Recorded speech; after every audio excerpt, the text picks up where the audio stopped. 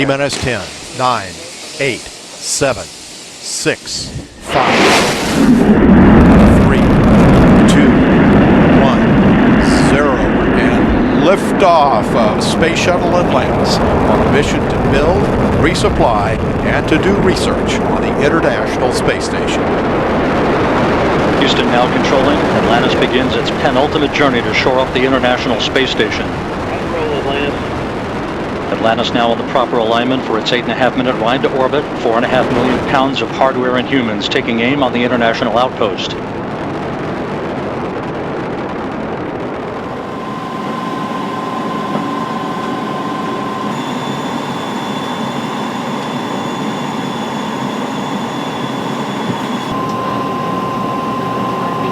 Stop it here? That's good. Come on around. Right. 30 seconds into the flight. Atlantis almost 2 miles in altitude, almost 6 miles downrange from the Kennedy Space Center already, traveling 500 miles an hour. The 3 liquid fuel main engines now throttling back to 72% of rated performance, going into the bucket, reducing the stress on the shuttle as it breaks through the sound barrier.